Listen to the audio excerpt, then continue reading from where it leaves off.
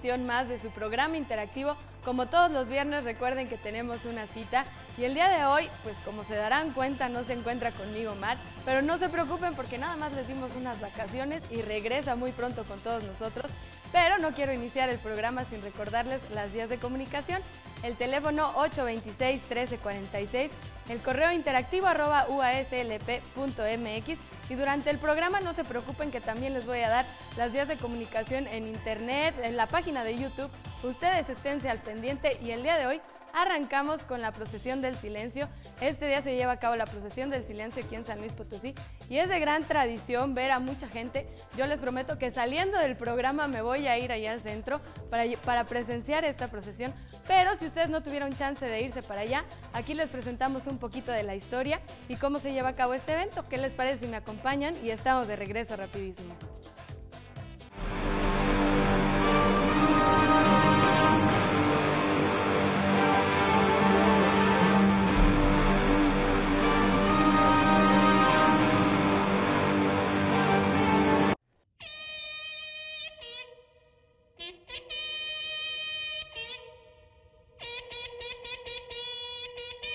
Sin duda alguna, una de las festividades más representativas de la Iglesia Católica es la llamada Semana Santa o Semana Mayor, la cual consiste en la conmemoración de la pasión, muerte y resurrección de Jesús de Nazaret. Esta semana comienza el Domingo de Ramos y culmina con el Domingo de Pascua.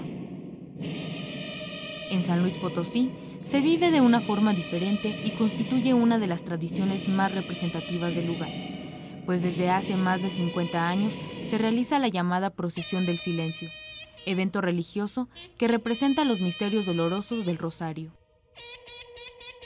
La tradición nace con una pequeña tropa de toreros de la colonia española y de los carmelitas devotos a la Virgen de la Soledad en el Templo del Carmen. A lo largo de los años se ha logrado concentrar a más de 760,000 espectadores entre católicos y no creyentes que atestiguan cada Viernes Santo el Viacrucis en las calles del centro histórico. Las calles y plazas de esta ciudad colonial se transforman en un gigantesco y místico templo, con bóveda celeste coronada de estrellas para dar cabida a la solemne evocación del drama del Gólgota. Con el toque del clarín, entre saetas y pregones, inicia puntual el recorrido tradicional por las principales calles del centro histórico de la ciudad, la noche del Viernes Santo, integrado por 28 cofradías, las cuales son grupos de fieles católicos que se reúnen el Viernes Santo con una vestimenta característica. Esa noche, la ciudad se convierte en una gran iglesia, sus lados flanqueados por centenarios templos barrocos y espectadores, quienes entre miradas de asombro, en silencio contemplan el paso de las diversas cofradías que penosamente cargan las pesadas imágenes de la Pasión. Esta procesión es una manifestación de la fe cristiana que indica la tristeza que tiene la Iglesia de ver a Cristo muerto, la representación de un hombre justo ejecutado sin causa alguna, condenado por haber mostrado a la humanidad que tanto ama Dios al hombre.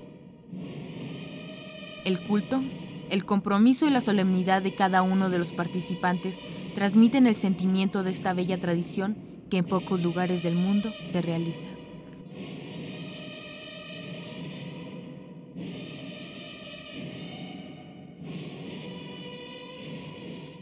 Oh Virgen dolorosa del Gólgota sangriento, qué triste es tu lamento, qué amargo tu dolor.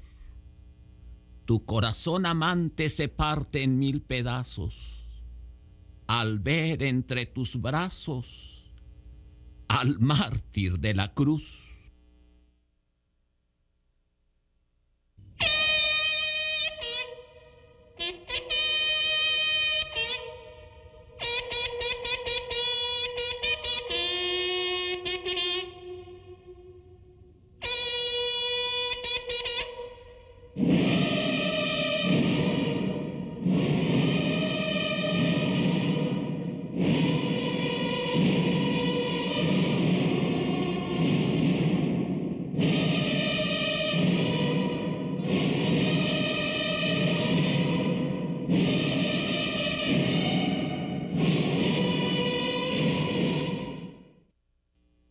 Son las 8 de la noche. Se escucha el toque del clarín. El centurión de la Guardia Pretoriana se encamina desde la escalinata del Teatro de la Paz hacia el Templo del Carmen. Después de las 8 campanadas, dará 3 toques y la puerta se abrirá.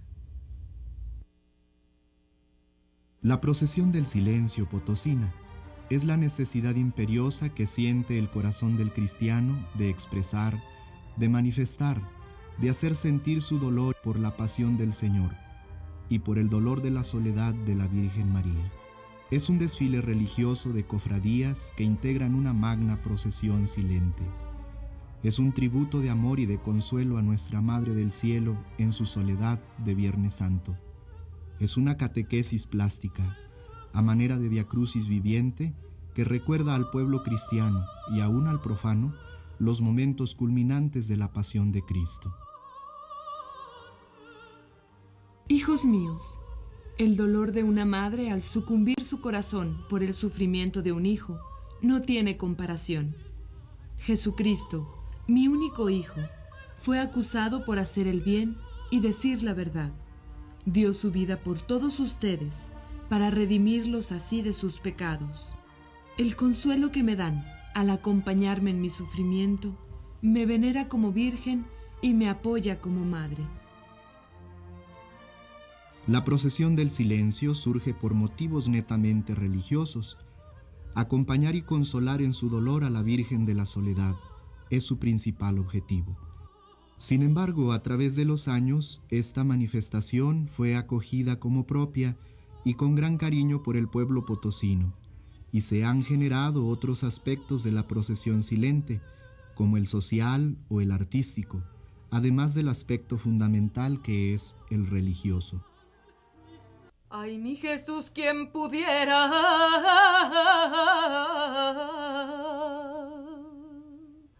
clavelitos, ay, de tu sangre, pintar en paño de seda,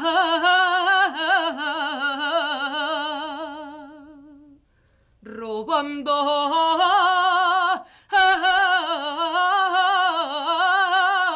a tus ojos glaucos esa mirada postrera como eterno relicario guardas la cara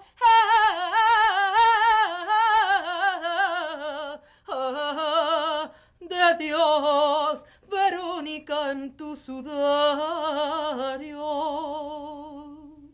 Cuando iba para el Calvario, lleno de sangre y sudor, ay, ay, ay, cuando iba para el Calvario, lleno de sangre y sudor. Y ya estamos de regreso después de haber visto un poquito de la historia y de todas estas tradiciones de la procesión del silencio. Y yo los invito a un corte muy breve y estamos de regreso rápidamente con más información.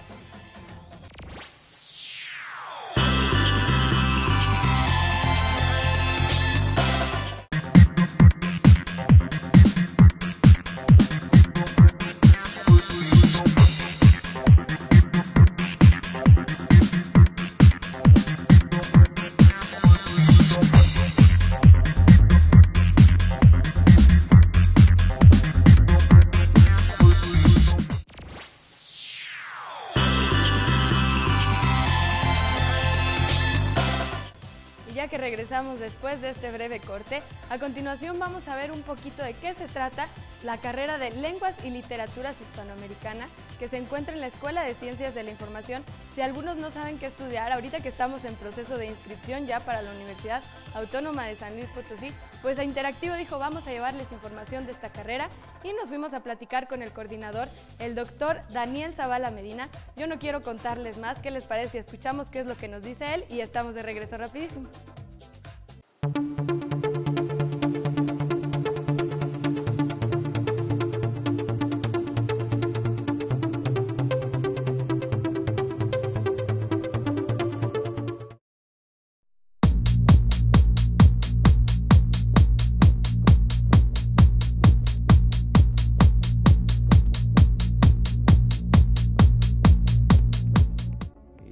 Soy Daniel Zavala, soy doctor en literatura hispánica, hice mis estudios de doctorado en el Colegio de México en la Ciudad de México y ahorita me corresponde ser el coordinador de la licenciatura en Lengua y Literaturas Hispanoamericanas, que como su nombre lo indica, estudia básicamente el área de lingüística y el área de literatura en lo que es el continente americano. Básicamente en los países donde se habla español. Una cuestión interesante es que la Universidad Autónoma de San Luis Potosí comenzó su historia como el Instituto Científico y Literario. En ese sentido resulta una situación curiosa o paradójica el hecho de que a pesar de que fue un instituto científico y literario, hasta 2006 no había una carrera de literatura. Por eso yo considero que a partir de 2007 que arrancó sus labores esta licenciatura, pues se llenó un hueco que había quedado vacío desde la década de los 60 aproximadamente, que se cerró la Facultad de Humanidades. A partir de la necesidad de crear un espacio en donde el estudio de la lengua y de los géneros literarios sean considerados en una sola disciplina, se crea la licenciatura en Lengua y Literatura Hispanoamericanas. Esta inicia formalmente sus actividades en el mes de agosto del año 2007 con una muy sólida infraestructura y eficiente planta docente, la cual excede los estándares de calidad estipulados. Nuestra licenciatura está conformada por casi 50 materias distribuidas en 9 semestres y lo que se pretende es básicamente formar a los jóvenes en los dos ejes que menciona el nombre de la licenciatura. Ser profesionales en el área de la lengua y de la lingüística, del idioma español, y ser expertos en la literatura en español, básicamente de los países hispanoamericanos. Es muy importante porque a partir de la década de los 60 que no tenemos licenciatura en literatura en San Luis Potosí, se crea un hueco, un vacío de profesionales expertos en lengua y literatura. Un factor decisivo en la creación de este proyecto es la plena conciencia de un mundo globalizado que se transforma a través del lenguaje. Debido a esto, y tomando en cuenta que el español es el tercer idioma más hablado del mundo, la oferta educativa abarca un importante número de posibilidades y rebasa las fronteras, al igual que el lenguaje la sustenta como tal. La licenciatura, al formar este tipo de profesionales, llena un hueco de profesores en las áreas de secundaria, de preparatoria y de la licenciatura misma, ¿no? A mí me parece que nuestra licenciatura es fundamental porque pues, todos nos manejamos en el idioma español y todos requerimos conocer en un grado de mayor o menor profundidad el funcionamiento de nuestra lengua, pero también de nuestra literatura.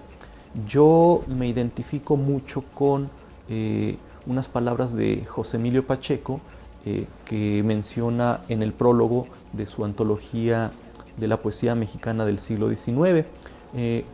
Él dice que la poesía en México es un tesoro que casi nadie valora, un tesoro en medio de la situación de un país sumido en una crisis económica permanente. En ese sentido, la literatura es la posibilidad de recuperar esa riqueza que está presente en nuestro país, más allá de esa crisis económica, política, social permanente que estamos viviendo.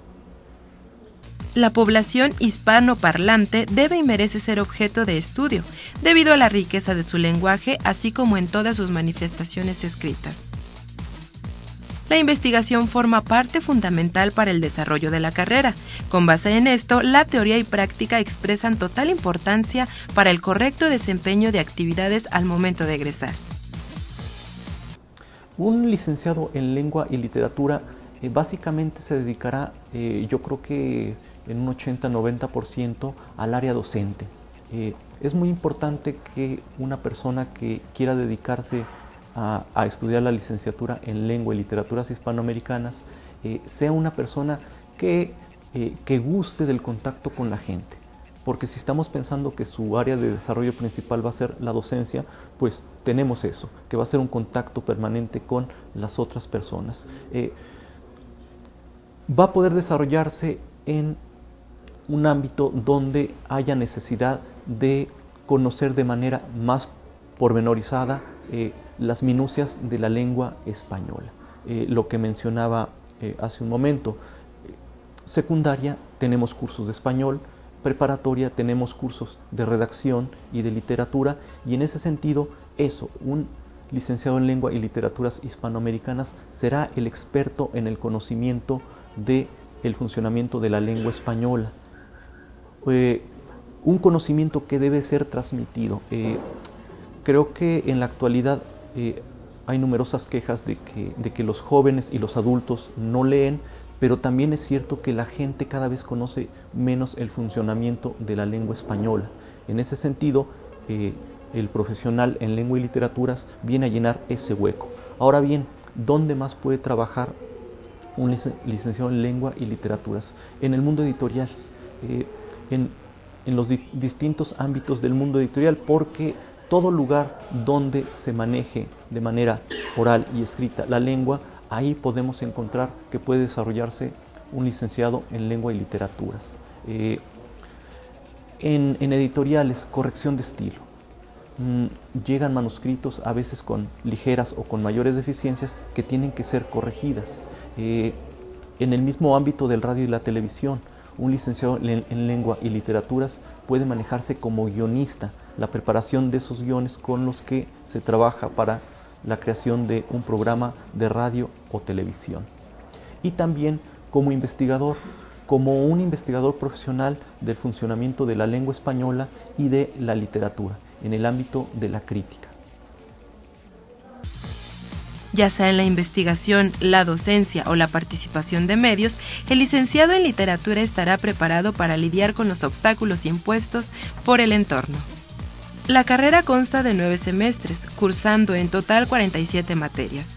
A su vez, esta se divide en 4 áreas fundamentales: teoría y análisis literario, lenguaje, literatura y materias complementarias, así como los 5 niveles de inglés correspondientes que caracterizan a todas las carreras.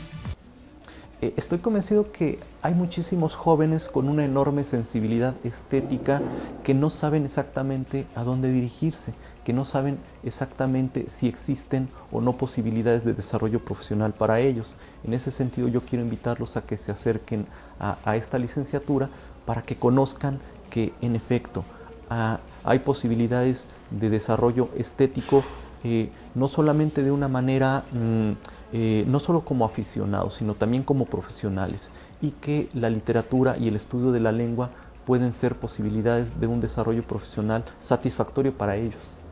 Se debe estar consciente de que la carrera está enfocada al análisis de la lengua y sus expresiones literarias, no a su creación como tal.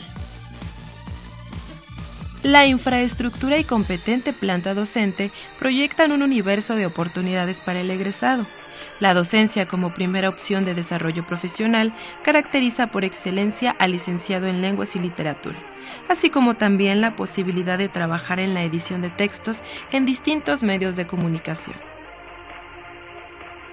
Asimismo, la enseñanza se extiende y rebasa las fronteras ante la posibilidad de practicarse en el extranjero. ellos pueden acercarse a la coordinación en lengua y literaturas hispánicas en el edificio de la Coordinación de Ciencias Sociales y Humanidades que tenemos sobre la carretera 57, muy cerca de la central de autobuses. Pueden escribirme a mi correo electrónico, como coordinador yo les responderé. El correo es daniel.zavala@uaslp.mx.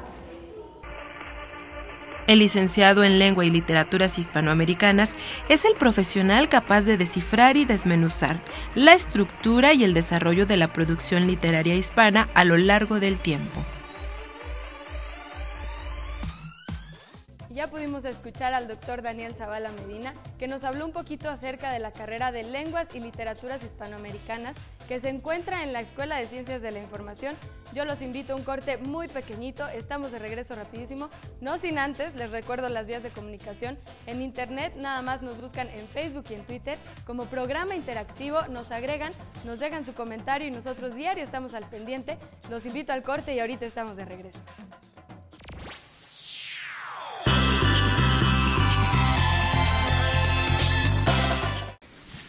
Dibujo contemporáneo alemán. La Universidad Autónoma de San Luis Potosí, en coordinación con el Centro Cultural Alemán, presentan obras de 20 artistas contemporáneos alemanes, que reflejan a través del arte del dibujo temáticas míticas, religiosas, políticas e históricas. Del 22 de marzo al 8 de junio. Centro Cultural Caja Real, de lunes a domingo de 10 a 18 horas. Entrada libre. Freier Eintritt.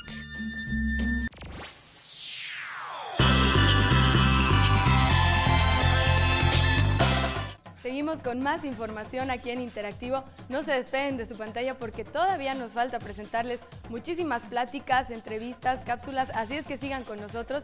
Y a continuación vamos a ver una plática que tuvimos con la doctora Viridiana García. Ella es bióloga e investigadora de la Universidad Autónoma de San Luis Potosí y ella nos cuenta un poquito acerca de su trayectoria en la universidad y acerca de los proyectos y trabajos que está llevando a cabo en este momento y cómo ingresó a la universidad. ¿Qué les parece si vamos a checar esta cápsula y esta plática? Y estamos de regreso rapidísimo.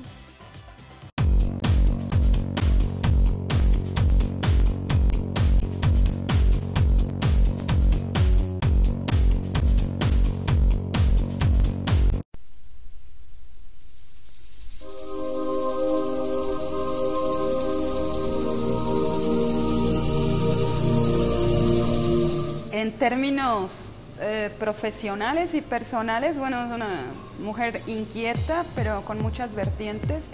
Pensé en biología como una manifestación de amor a la vida. Finalmente, amar y respetar la vida es también entenderla, ¿no? Estudiarla. Y creía que lo correcto era dedicarse a la biología para impulsar estrategias. Por un lado, amor a la vida, que ahí es cuando cambia la actitud de la gente en términos ambientales. Y por el otro lado, pues respuestas más tecnológicas, científicas, de ciencia básica, ciencia aplicada, para hacer frente a la problemática ambiental. Ya me especialicé en microbiología los microorganismos son seres pues, que han existido en el planeta desde el origen mismo de la vida. Entonces traen ahí información genética sumamente interesante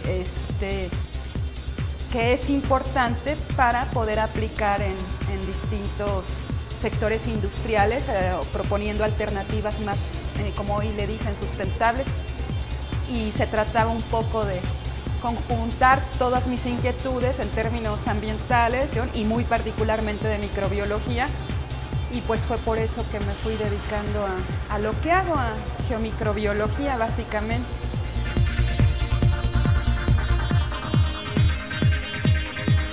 Tengo un programa de radio que procuro hacer difusión de la ciencia y que le dedico más tiempo al radio que a la escritura. Y parecería que es trabajo, pero francamente sí es un hobby, es muy placentero para mí la difusión de la ciencia. Me gusta mucho el cine, mi padre era cineasta y me inculcó un amor brutal por el cine. Lo veo con los ojos que él me enseñó y me gusta mucho la literatura. Procuro religiosamente asistir con mis amigos a nuestras tertulias. Doy clases en la Facultad de Ingeniería, en la carrera de Ingeniería Ambiental. Me gusta mucho dar clases. De hecho, en momentos críticos de mi vida, dar clases siempre es lo que me saca a flote.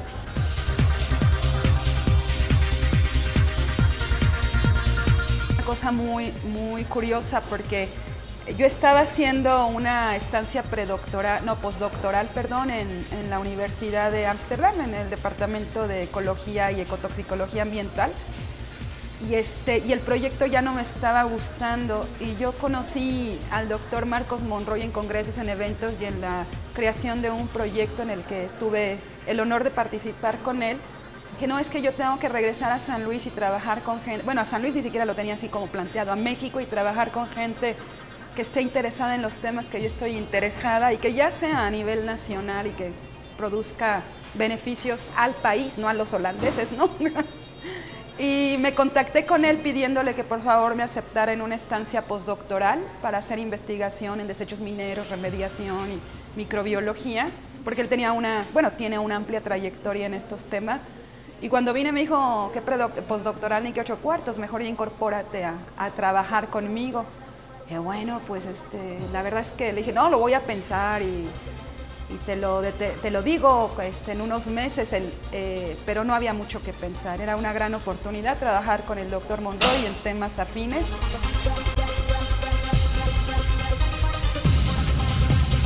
La Facultad de Ingeniería ya tenía estas preocupaciones muy bien manifestadas en sus currículas de las distintas carreras, de educar también a los ingenieros ambientales ingenieros en general, en temas ambientales.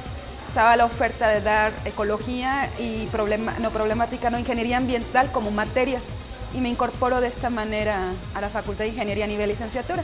Y aquí en el posgrado, en materias que son propias de nuestra área, con la colaboración de mis colegas Roberto Briones y Guadalupe Sánchez, mantenemos la línea de ambiental.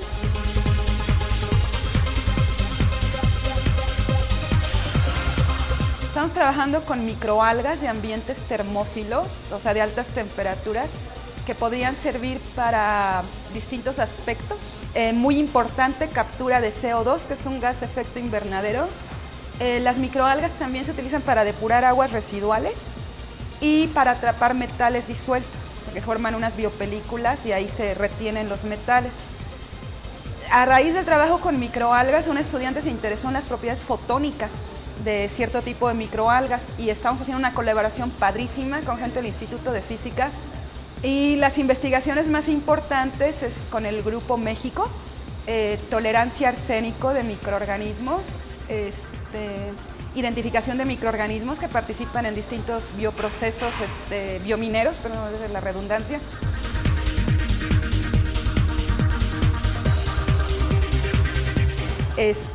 Está muy cargado el trabajo en la universidad, nunca terminas, te apasiona, tampoco es que sufras.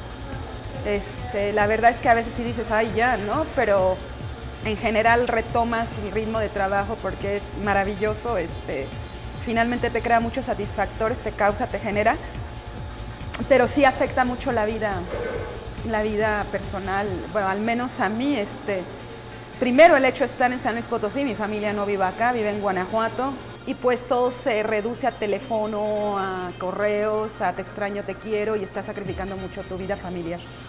En ese sentido, uno de los grandes conflictos que yo sí he tenido es posponer la maternidad, y es una decisión difícil, ¿no? Porque te estás perdiendo una experiencia que yo creo que muchas mujeres, no sé si todas, pero muchas mujeres quisiéramos vivir, ¿no? Que es la maternidad, y mis estudiantes de alguna manera me dicen que las consiento mucho, pero es que me sale esa faltante, ¿no? El aspecto como que de repente maternal es durísimo, ¿no?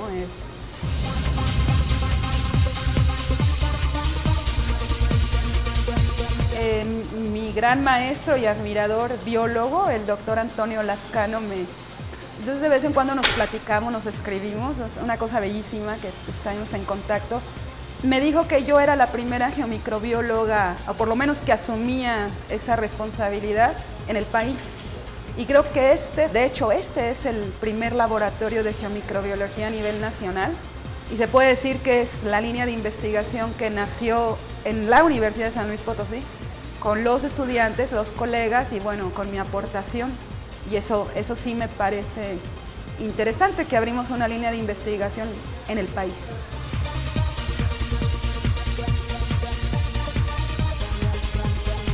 Yo creo que la mayor satisfacción es poderse dedicar a esto. Y estas muñecas, mis estudiantes, siempre es satisfactorio verlas trabajando y sacando datos. A mí me parece fascinante. Y otra cosa que creo que es muy importante es que no olvidemos cuál es el origen del Día Internacional de la Mujer. No es una fiesta para regalarle rosas a las mujeres. Es una celebración, una conmemoración para recordar que la mujer representa el 50% de la población humana. Ya que pudimos checar esta plática con la doctora Viridiana García, bióloga e investigadora de la Universidad Autónoma de San Luis Potosí, yo los invito a un breve corte, que estamos de regreso rapidísimo, no se despeguen.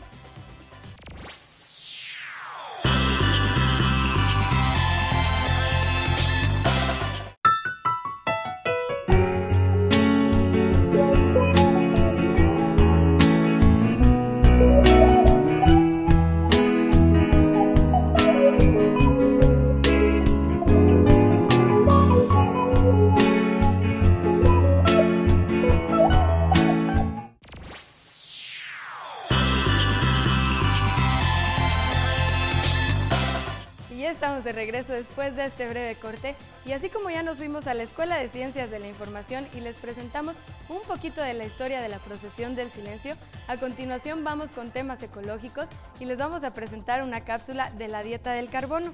Esta se trata de la cantidad de dióxido de carbono que nosotros consumimos dependiendo nuestro estilo de vida. ¿Qué les parece si vamos a checar esta cápsula y estamos de regreso rapidísimo?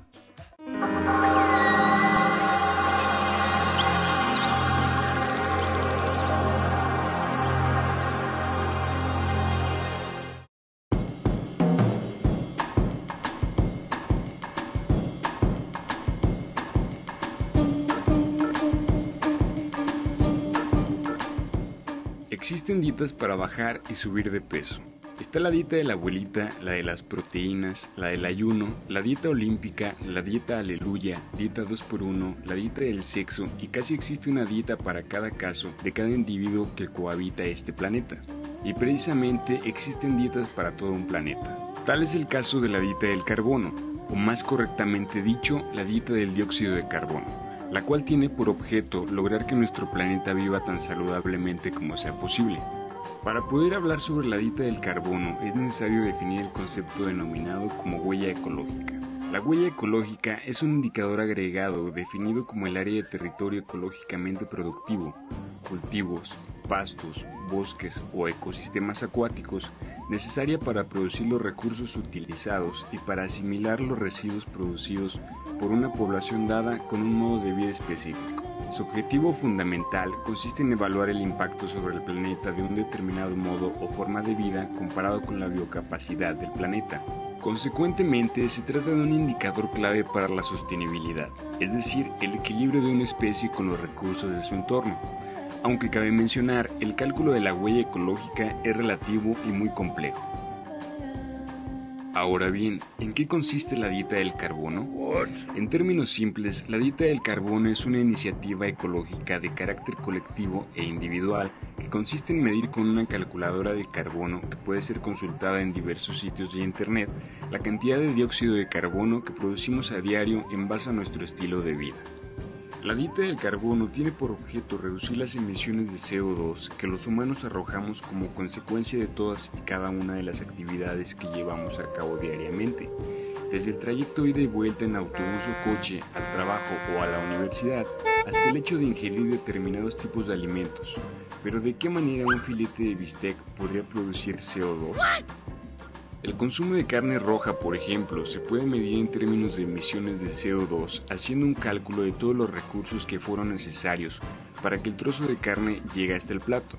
Desde el área de pastizal, antes bosque donde se crió el animal, sus excretas y los gases emitidos, hasta el transporte del animal al rastro, el transporte de la carne a la distribuidora, a la tienda y finalmente a la casa, además del tiempo de refrigeración que tuvo antes y después de su venta.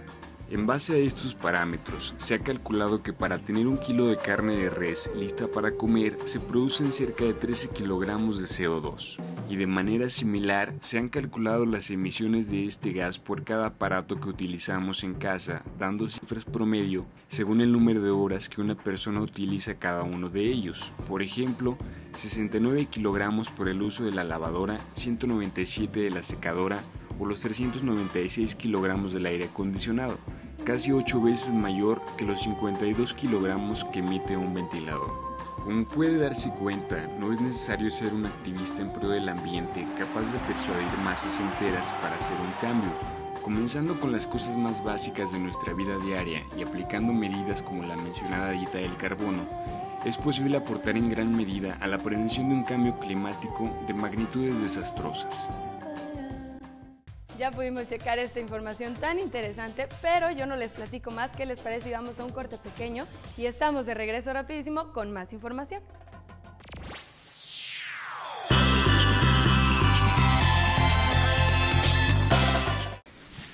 Dibujo contemporáneo alemán.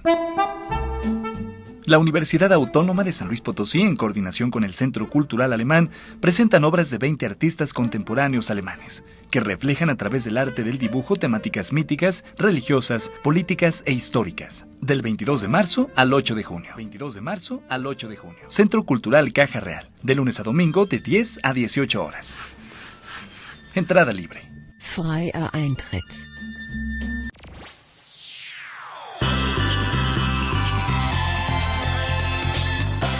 Y ya estamos de vuelta después de este pequeño corte y en muchas ocasiones nosotros sufrimos pérdidas de cosas o personas importantes y no sabemos cómo reaccionar ante estas situaciones.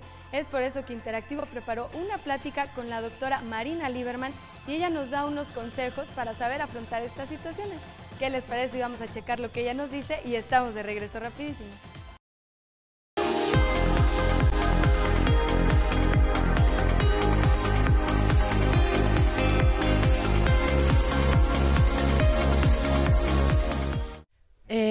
Bueno, mi trabajo es como psicoanalista y, digamos, la cuestión técnica es un trabajo en consultorio con gente que viene a consultar porque tiene, digamos, preguntas, porque están sufriendo por cuestiones pues, que no se resuelven ni médicamente ni amistosamente, ¿no? Y entonces el trabajo clínico es la propuesta del psicoanálisis, pues es un trabajo en donde a partir de lo que la persona va diciendo y va planteando y se va preguntando, sus sueños y sus preocupaciones y sus dolores y sus síntomas, etcétera, se va reestructurando y reencontrando la historia de cada quien.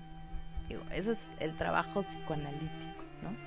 Aquí con los chavos, con los estudiantes, pues más bien a ver ellos cuáles son sus dudas y cuáles son sus preocupaciones. Dependiendo de eso vamos a plantear este taller de ahorita. Toda la experiencia de muerte que tenemos es a partir de la muerte de otro, de cuando alguien se muere. Cuando alguien se nos muere, se puede decir. Y lo que pasa en esa circunstancia pues es una pérdida. El punto es que esa pérdida implica mucho más que la ausencia concreta de una persona, porque es todo lo que cada quien ha vivido, ha experimentado, le ha depositado a esta otra persona que se muere, queda coartado, interrumpido, cortado o se va, ¿no? No solamente se va la persona, digamos, sino se va todo lo que uno le depositó y puso en esta persona. Entonces, esto pues es, cuando alguien se muere, pues evidentemente hay una pérdida, es lo que es obvio, ¿no? Se pierde a la persona, pero ¿cuánto más se pierde en la persona que se murió? Eso sería como lo que implica un duelo. Por eso duele, ¿no? El duelo. Desde el punto de vista psicoanalítico, pues el duelo implica toda una parte inconsciente, que quiere decir que uno no sabe. Uno sabe que se murió fulanito de tal, se me murió fulano, mi papá, mi mamá, mi hermano, lo que sea, ¿no? Mi amigo. Pero uno no sabe todo lo que uno perdió junto con esa persona que se murió. Que primero pudiera irse dando cuenta todo lo que implicó esa muerte, ¿no? Todo eso que se perdió además de la pérdida de la persona. Y ya darse cuenta de eso y luego pues ver qué se puede hacer con eso, ¿no? Como reconstruir una historia con la persona que se murió y ahora sin. La técnica del psicoanálisis es dejar hablar a la persona de todo lo que sea, y entonces si parte del sufrimiento de esta persona es un duelo, es que, ¿no?, es una pérdida. Bueno, puede ser una muerte, pero también puede ser la pérdida, puede ser una pérdida amorosa, ¿no? Que muchas veces una pérdida amorosa duele tanto o más que una muerte. Eso es algo que también hay que plantear, ¿no? Hay que distinguir.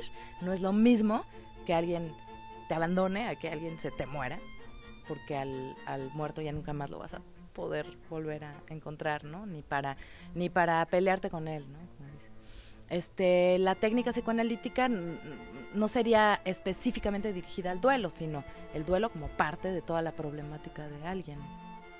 Porque eso es una de las características del psicoanálisis, es que no hay un manual que se pueda seguir para todo mundo. Cada persona es diferente y entonces lo que es, digamos, lo que sí es igual para todo mundo, es de lo que se trata, es de dejar hablar a la persona y que a partir de lo que vaya hablando, pero de todo lo que vaya hablando, se van a ir pudiendo ir haciendo las articulaciones y conexiones entre lo que ya sabe que le pasa y lo que no sabía que le pasaba, ¿no? Entonces, el trabajo del duelo, Freud, por ejemplo, dice que la persona tiene que ir tramitando, ¿no?, cada una de las cada uno de los lazos que ligaban al vivo con el muerto, cada una de las, sí, como ligas, ¿no?, que tiene uno con el muerto y que están rotas porque ya no está el muerto, cada una de esas hay que irlas tramitando y se plantea una especie de resolución, ¿no? Quién sabe si eso sea en la práctica exactamente así, pero así lo propone Freud, ¿no? Cuando se acaban de tramitar todas estas ligas que había con el muerto, ligas emocionales, pues sería la manera de pasar del duelo a, pues, otra vez a la vida. Pues más bien que consultaran con un profesional, porque finalmente lo que le pasa a cada persona tiene que ver con toda su historia particular, ¿no? Entonces, recomendaciones: si alguien se siente muy deprimido y muy mal y siente que no puede superar un duelo, pues lo recomendable es que vaya a buscar ayuda. Y ya checamos los consejos que nos dio la doctora Lieberman. ¿Qué les parece si vamos a un corte? Ya estamos a punto de cerrar este programa, pero vamos al corte y ya estamos de regreso rapidísimo.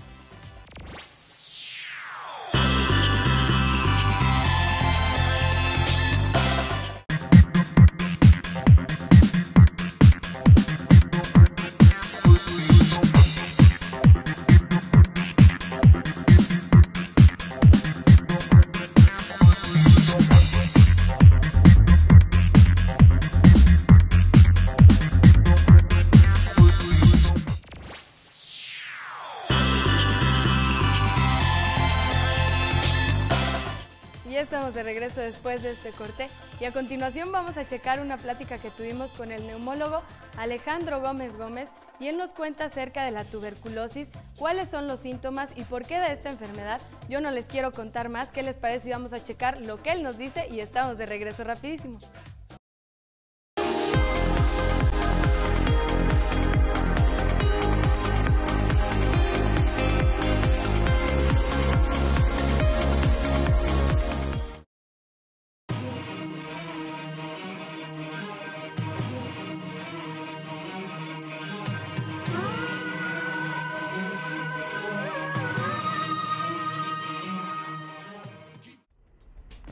La tuberculosis es causada por una micobacteria. Es un germen diferente a las bacterias, hongos, etcétera. Es de otro grupo, pero se engloba dentro de lo que se llama complejo Mycobacterium tuberculosis. Esa es el bicho, por decirlo así, o el germen causal de la tuberculosis. Y se adquiere por inhalación en la mayor parte de las ocasiones, o sea, transmisión de persona a persona. La tuberculosis tiene con nosotros, con los seres humanos, miles de años. No se sabe bien cómo fue que se pasó del animal al ser humano, y el ser humano encontró pues, un sitio muy cómodo para vivir. Y bueno, desde los tiempos ancestrales causaba muchas muertes, todavía hace un siglo era una de las causas principales de muerte en el mundo. Sin embargo, conforme fueron apareciendo medicamentos, la pobreza hasta cierto punto fue disminuyendo, el hacinamiento, la convivencia tan estrecha en personas también fue disminuyendo. Todo eso fue haciendo que la tuberculosis fuera disminuyendo. Incluso los médicos y los seres humanos llegamos a pensar en algún momento que se iba a erradicar. Sin embargo, pues estamos muy lejos de eso y probablemente nunca va a pasar, ¿no? Y las manifestaciones clínicas o síntomas fundamentalmente son tos crónica, es decir, más de un mes. Puede o no puede haber flema, puede o no puede haber fiebre, sobre todo en las tardes, en las noches, o sudoraciones, baja de peso, baja de apetito. Y obviamente las poblaciones más susceptibles, bueno, son niños o adultos mayores, diabetes, enfermedades que bajan las defensas, ¿no? SIDA o muchas otras enfermedades que bajan defensas. Esas son las poblaciones más susceptibles. Los síntomas son producidos porque cuando la micobacteria entra al cuerpo, nuestras defensas organizan una respuesta en contra de él. Y esto lo que hace es que nuestras defensas por sí mismas comienzan a destruir el pulmón. O sea, es la forma de contener la infección por este germen, ¿no? Entonces, puede ser desde una bolita chiquita que quede nada más. Es decir, alguien que entró en contacto con la tuberculosis puede nada más quedar una cosita muy pequeña, o puede ser que quede un agujero, o puede afectar a todos los pulmones. Y conforme más destrucción haya, obviamente más gravedad del problema en cuanto a la expresión respiratoria graves. Una cosa importante yo creo que hay que dejar claro es que esto se transmite, como decía, de persona a persona. Todas las personas que han entrado en contacto con la micobacteria, que pues, somos muchas personas que hemos estado en contacto, no todos desarrollan la infección. ¿De acuerdo? La infección clínicamente expresada, ¿de acuerdo? O sea, que traigan tos y pérdida de peso, etc. Muchas veces nada más nuestro organismo se defiende, lo contiene ahí adentro, y la única evidencia que va a quedar es cuando les hacemos una prueba en la piel, que probablemente habrán escuchado que se inyecta una partecita de la micobacteria y hacemos una reacción. Eso significa que en algún momento de nuestra vida, ¿cuándo? ¿Quién sabe? Tuvimos la infección, pero nuestro cuerpo se defendió. De todos los que tienen infección, es decir, todos los que alguna vez entraron en contacto con el bicho, solamente 10% van a tener tuberculosis activa. ¿De acuerdo? Entonces, es una porción baja la que va a tener tuberculosis activa. ¿De acuerdo? Y obviamente, si el paciente es desnutrido, tiene cualquier factor, como dijimos, de enfermedades predisponentes, bueno, pues ellos la posibilidad es más alta, ¿no? Pero más o menos así como son las frecuencias y cómo se presentan los síntomas clínicos de la persona, ¿no? Es interesante, ¿no? ¿Por qué tanta gente muere por tuberculosis? Bueno, la mayoría de las muertes son en países poco desarrollados, donde no se diagnostican, donde son muchísimas la transmisión, donde hay mucho SIDA, en África, ¿no? Y habitualmente, acuérdense que esto es una enfermedad, o la facilidad para que se transmita es donde hay una convivencia demasiado estrecha, pobreza, o sea, gentes viviendo en un mismo cuarto, donde no hay condiciones de higiene adecuadas, donde no se checan, ¿no? En cualquier momento te puede dar. Y como es una enfermedad crónica, aquí no es tanto estacional realmente, ¿no? A diferencia de las infecciones virales o neumonías donde sí tiene una distribución estacional, ¿no? Aquí es diferente. Es diferente y es una enfermedad crónica, ¿no? Entonces no tiene mucho que ver ahí con las estaciones. Las pruebas que hacemos para diagnosticar tuberculosis es la más frecuente que se hace, pues es la de flema, ¿no? Y también la de la piel. La de la piel, como les comenté, no diagnostica tuberculosis activa. Una cosa es tener tuberculosis que hayas tenido en algún momento de tu vida, es decir, tu respuesta de tus defensas la tiene en la memoria, pero no causa enfermedad. Otra cosa es una tuberculosis activa, donde tú tienes, en tu organismo hay una lucha contra la micobacteria y se expresa como enfermedad. Y puede ser en cualquier parte del organismo. Lo más frecuente es el pulmón, pero puede ser en la piel, en el riñón, en el hueso, en el cerebro, en las meninges, en los ganglios, en el vaso, en el hígado, en los intestinos. O sea, en cualquier parte del cuerpo puede haber tuberculosis. Así es. Y es una enfermedad realmente que, si la diagnosticamos a tiempo, generalmente le va bien al paciente. Entonces, ver síntomas, acudir con el médico, tratarse, y el médico, su parte es tratarla bien. Y si falla, referirla con alguien que se dedique a esto, ¿no? Y de hecho, el programa de la Secretaría de Salud en ese sentido es bastante bueno, porque, por ejemplo, yo si veo a un paciente aquí con tuberculosis en mi consultorio, siempre se refiere al Programa Nacional de Tuberculosis, en este caso el programa estatal. Es decir, siempre debe de estar enterado, debe ser una enfermedad donde se dé de alta al paciente y exista un registro del paciente. Todavía hay algunos médicos que tratan al paciente en forma privada y eso no está bien. ¿Por qué? Porque los medicamentos deben de ser gratuitos y si el paciente falla y el médico no tiene la experiencia suficiente para lidiar con la falla del paciente, entonces es muy probable que se cometa algún error. Y es perjuicio del paciente, obviamente, ¿no? Y al ser una enfermedad transmisible tiene que ser dada de alta, ¿de acuerdo? Pues todo paciente debe estar dentro del programa estatal y nacional de tuberculosis, ¿de acuerdo? Y el tratamiento es gratuito.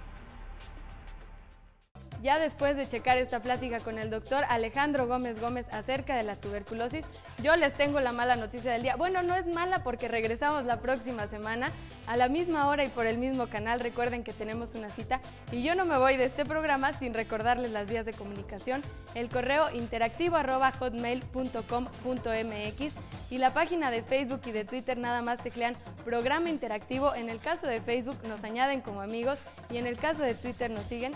Y el teléfono 826-1346 para que se pongan en contacto con nosotros y nos digan a dónde quieren que vayamos con cámaras y micrófonos. Yo me despido, regreso con ustedes la próxima semana. Por el momento es todo por hoy.